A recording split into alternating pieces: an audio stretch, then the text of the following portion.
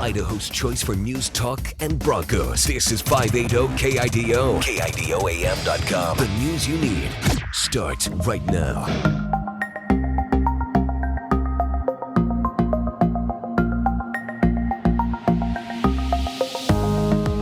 Welcome to a brand new podcast. This is Everything with Everett, a podcast dedicated to hosting important conversations. Everything with Everett is hosted by Everett McConnaughey from Boise, Idaho. Everett is an Idaho native who is ready to share his thoughts and observations on a wide variety of subjects. Politics, science, faith, religion, technology, and so much in between. How did we get here? What can we learn from each other? How can we put the past into a healthy conversation that helps us grow tomorrow?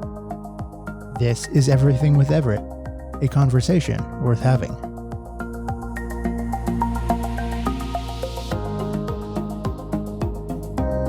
Hello, everybody. Welcome back to a new episode of Everything with Everett.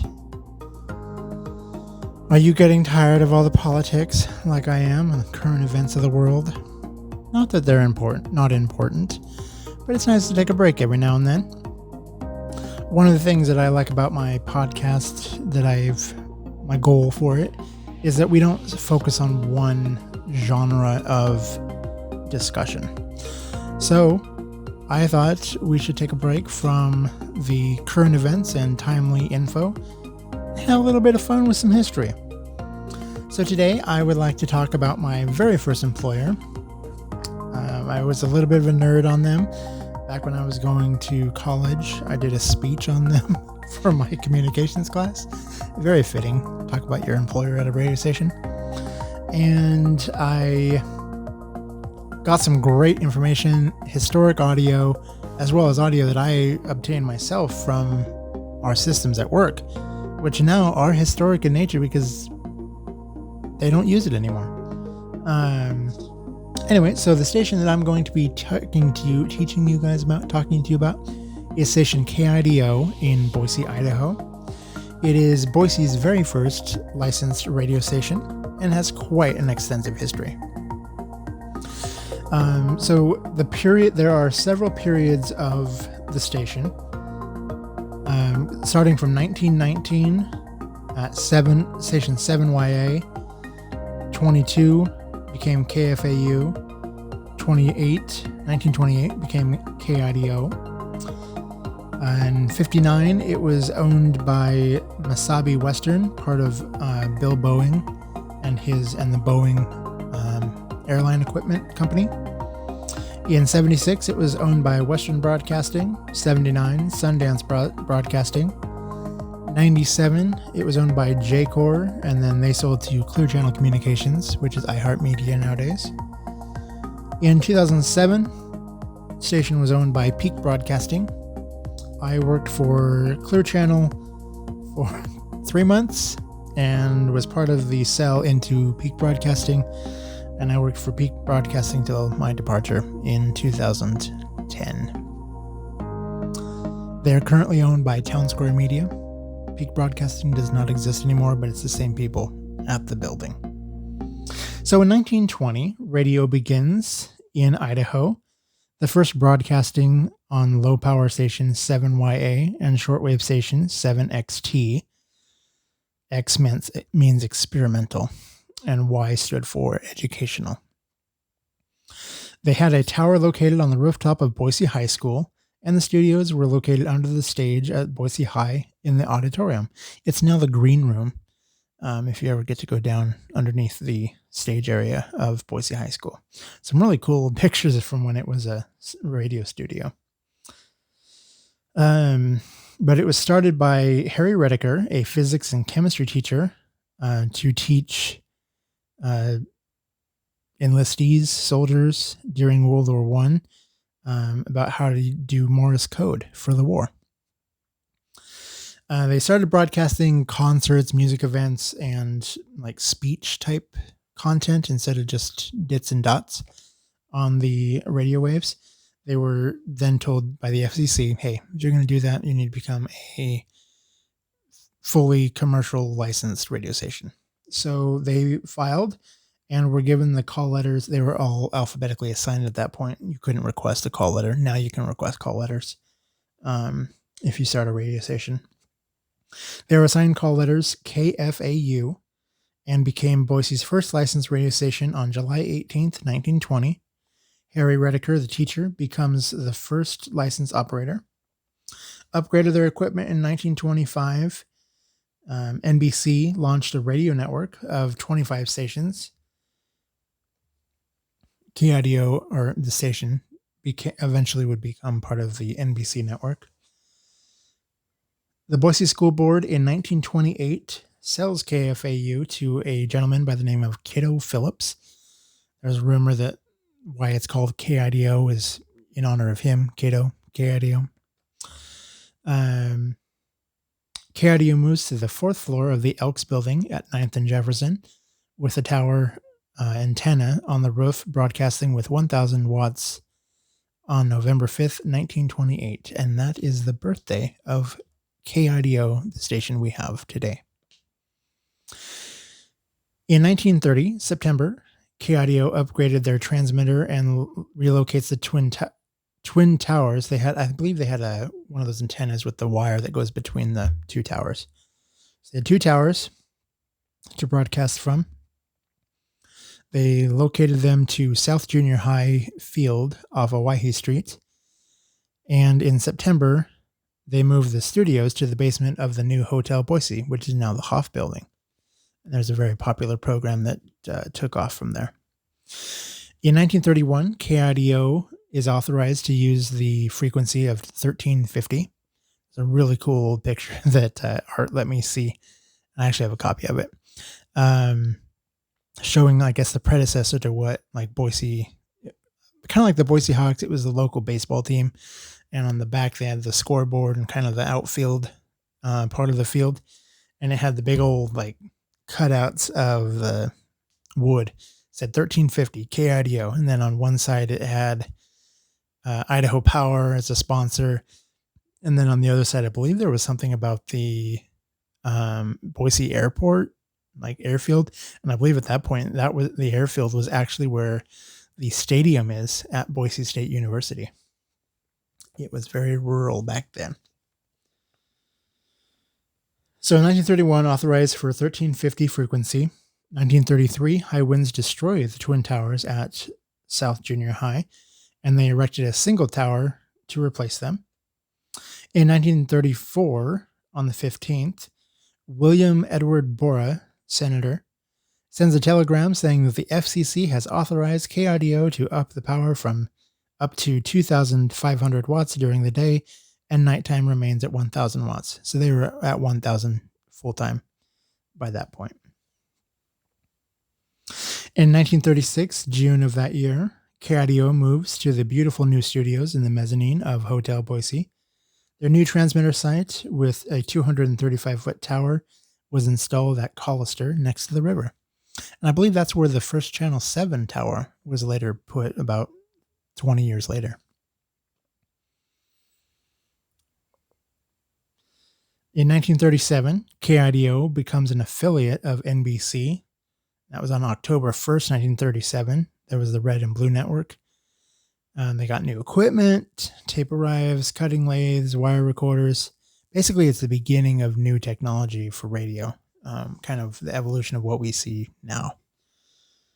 Fun fact for you. NBC Radio, before there was NBC television, obviously. I think that was kind of starting out, but they were primarily radio.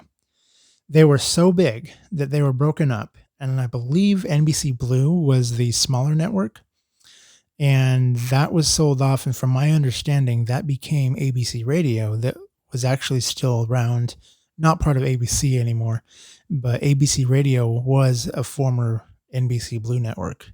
That's kind of those legacy stations. And that infrastructure, ABC Radio, went the way of the dodo. I believe in January or just a few months ago, but in 2020, it was shut down by Cumulus Media. At least that's what I've read. In 1947, in January, KIDO-FM goes on the air from the 9th floor of the Hotel Boise. It was on the air for 6 hours a day with an antenna on the roof near the Hotel Boise sign.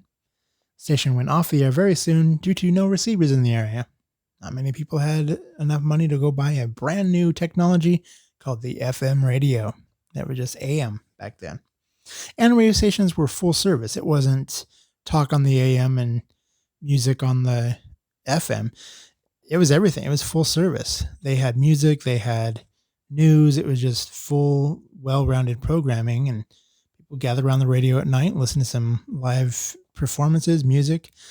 I even heard a story that they used to use the old telegraph wires that ran between like Boise and Nampa, and apparently would hijack the wires from Union Pacific so that they could run a remote broadcast from like Nampa High or Boise High, because back in the day, those were the two biggest schools. Those are the only schools. There wasn't all the schools we have now.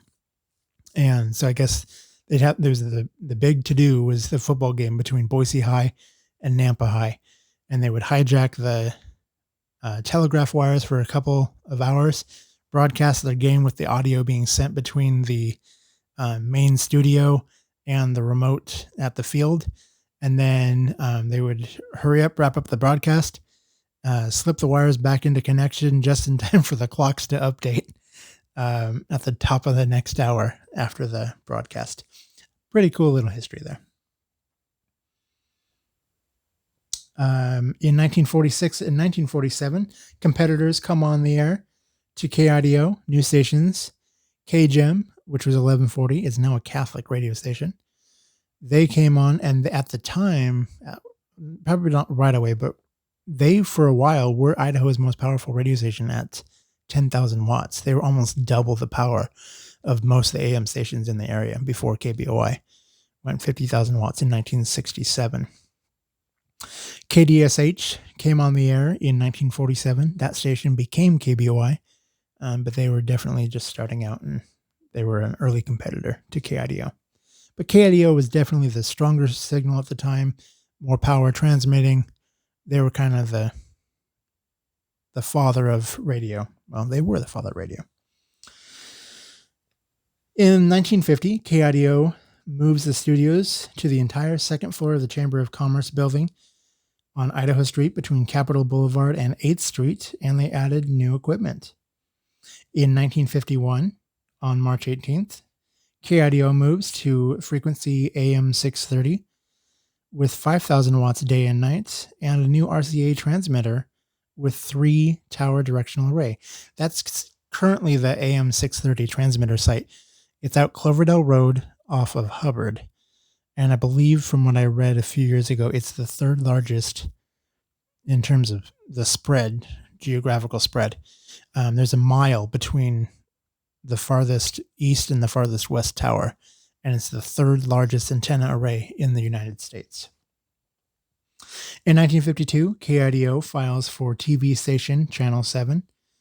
1953, July 12th, KIDO TV goes on the air as Idaho's second television station, with studios and transmitter on Crestline Drive in Boise Hills Village.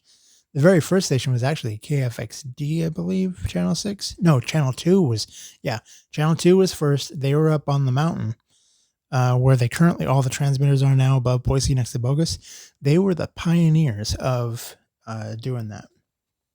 I think I have that right. Anyway, Channel 2 was for sure the first one up on Deer Point, up near Bogus. I don't know if they were the very first station. KFXD Channel 6 was, I think, the first TV station, and they didn't last very long. And in 1959, KIDO is sold to the Boeing subsidiary company of the Boeing Company of Seattle. Studios are moved to the Hubbard transmitter site, and then to Vista and Overland. There's a really cool building at Vista and Overland, and it's still, the building that those studios were in still stands. And I'd like to play some cool jingles that Art from the History of Idaho Broadcasting Foundation gave me. These are jingles from KIDO in the mid-50s and 60s. KIDO in Boise, KIDO Radio. Our sounds are getting better all the time. Sound 63 in Boise, oh, we love you so. Our sounds are getting better all the time.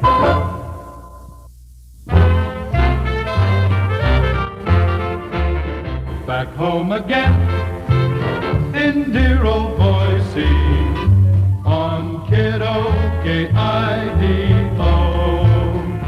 You'll get listening, that's fun for you in our town. When you tune 63 on radio.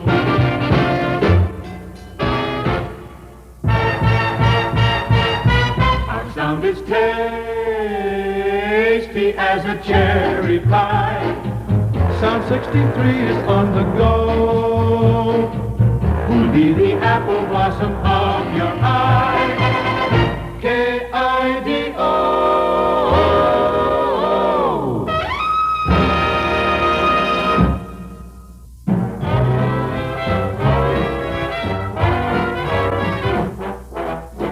You're hearing that happy sound. We're mighty happy to have you around, to play the music that you want us to bring you the news while the news is new. You'll never go wrong, 'cause there's always a song and a smile on your radio dial at 630. That sound 63 KIDO.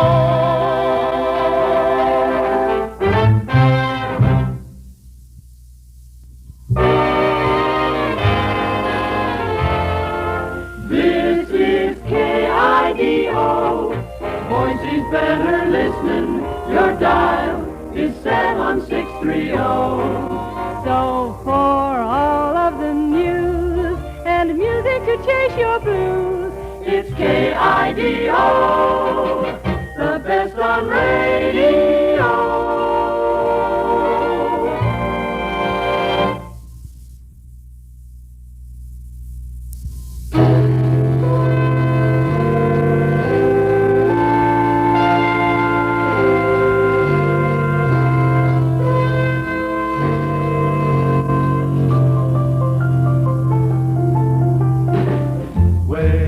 Upon the waves you will hear the sound of KIDO at 630. In Boise on the go, top in radio listening.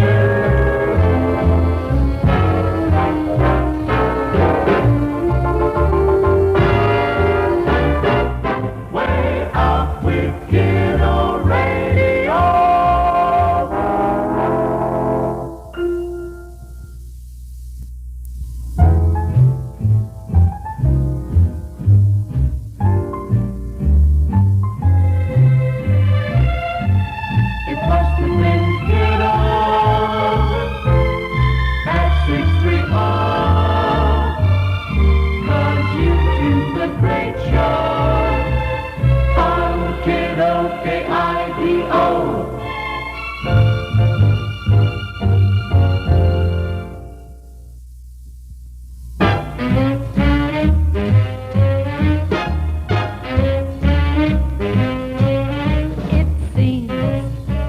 I've heard that sound before. You bet that Boise knows the score. Get all the greatest radio. No need for dialing, I found. I've got 630 around. That's Boise's big KIDO.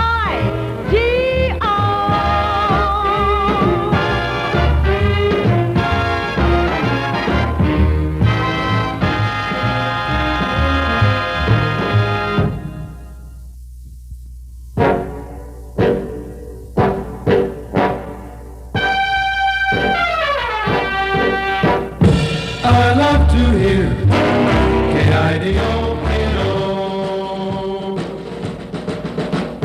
Want you to know KIDO, KIDO. At 630 in Boise, Idaho.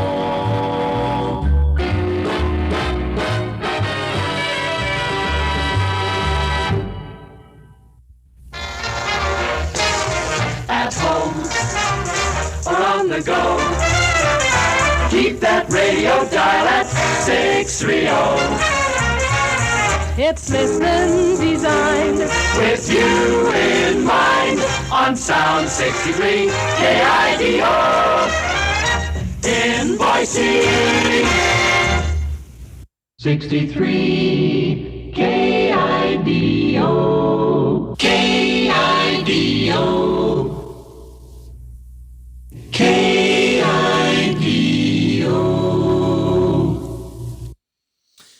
In September 15th of 1975, KIDO changed their format from middle of the road, a little bit of everything, to a younger-based adult contemporary genre.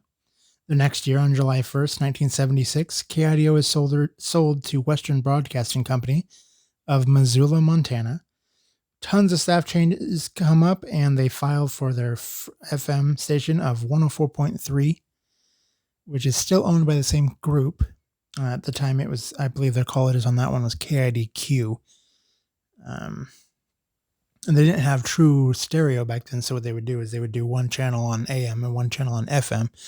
And so you could listen to stereo if you had one on each side. But I believe that I don't think that they truly simulcasted everything like KBOI did on their FM.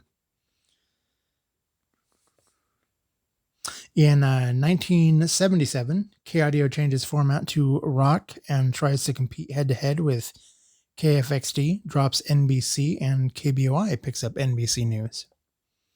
In 1978, KIDO changes format again to a progressive album rock genre.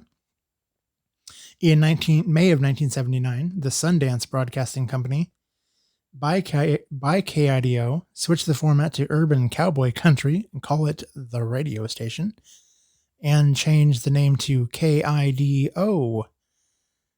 Sounds just like Idaho, get it? And apparently somebody said, I'd rather be in Idaho listening to KIDO, like Idaho.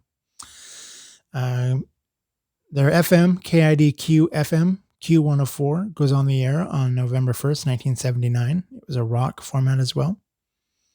I think I have a bumper sticker from that. In 1985, KIDO becomes Sunny 63 and moves towards a news talk format in the evenings. And subsequently in 1989, KIDO becomes News Talk 630 KIDO, then News Radio 630 KIDO. So here is a sound check of a song into a news break from January of New Year's Day, I believe, of 1986. KIDO with Barbra Streisand from the movie Funny Girl. People who love people. On Sunny 63, half a minute away from CBS News at 5 o'clock.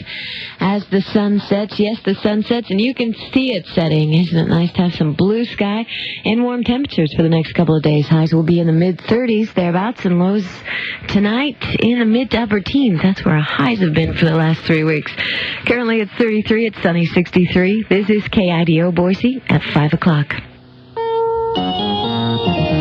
This is The World Tonight. Good evening. I'm Christopher Glenn, CBS News. A voice from the Kremlin heard in the United States. I wish you a happy new year. To every American family, I wish good health, peace, and happiness. And a voice from the White House heard in the Soviet Union. On behalf of the American people, I wish you all a happy and healthy new year. Let's work together to make it a year of peace. It was a historic occasion on this New Year's Day, this exchange of greetings and goodwill. Mark Phillips reports from Moscow. For the first time since 1972, when Richard Nixon did it, an American president directly addressed the Soviet people. President Reagan tonight wished the Soviet Union, in Russian, clear skies, an old expression of goodwill. The rest of the president's message was delivered in English, but with a Russian translation and with more goodwill. The president told the Soviets that he hoped the results of the Geneva summit meeting could be built on in the coming year, but in moderate terms he also outlined some of the areas that will present the greatest difficulties. He talked about his hopes for developing defensive systems, the Star Wars program the Russians are dead set against. And he outlined his views on human rights, calling for freedom of speech, movement, assembly, and worship. Respect for all people is essential to peace.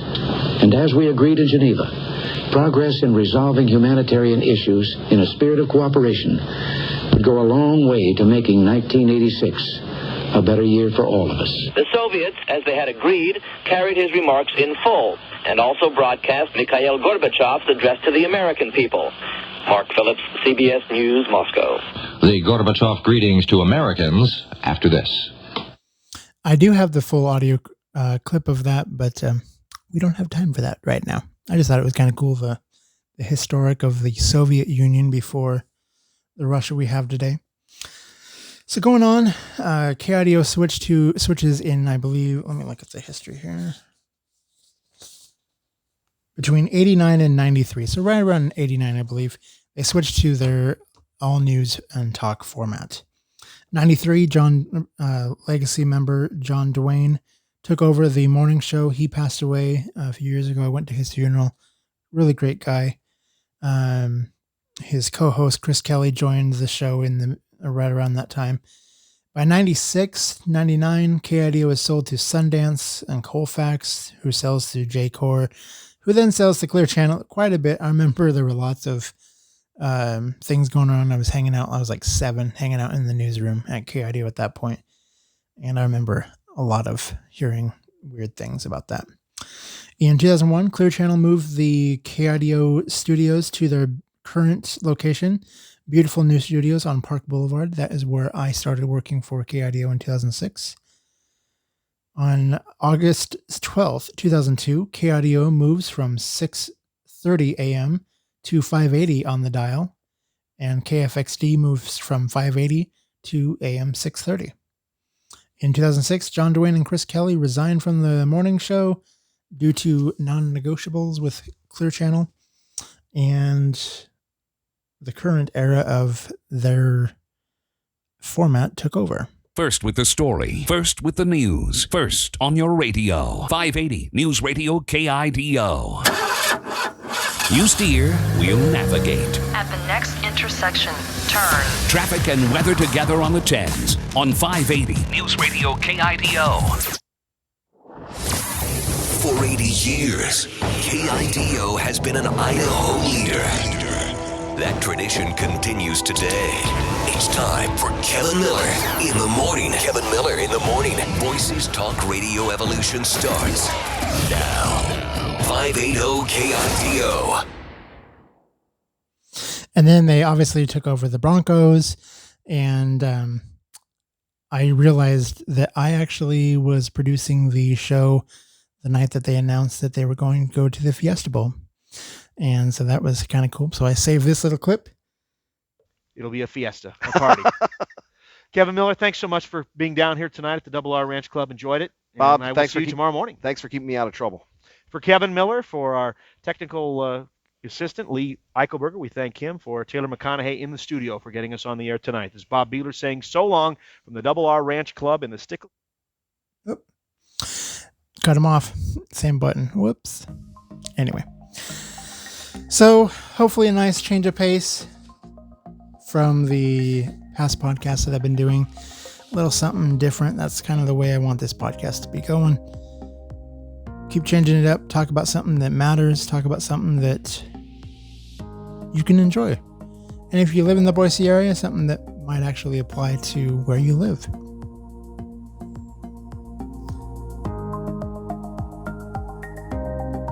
Don't think I'm going to make the time this week. That was a lot more information than I thought I actually had. So it was definitely, this is my take number 2. So we'll try to keep it about 30 minutes normally, but probably going to be a little bit over. We'll make up for it the rest of the month, I'm sure. We'll cut some time off. Anyway, it's been a pleasure to spend time with you wherever you choose to listen. Be sure to visit everettmcconaughey.com/podcast to find out where to subscribe. We are on Apple Podcasts, Google Podcasts, Spotify Podcasts, Deezer, and so many more. Also, a YouTube version of the podcast available. All of the information that you could possibly want to know at my website, everettmcconaughey.com/podcast. Do you have thoughts or questions? Let me know. Text me, 208-391-2808. Love to hear what you have to say. If you want to provide a voice input, go ahead and call it. Go straight to voicemail, leave a message. I'd be happy to follow up on a future podcast. Thank you for your time. It has been a privilege and an honor to get to grace your ears today. And I hope you have a great week, and we'll talk to you next time.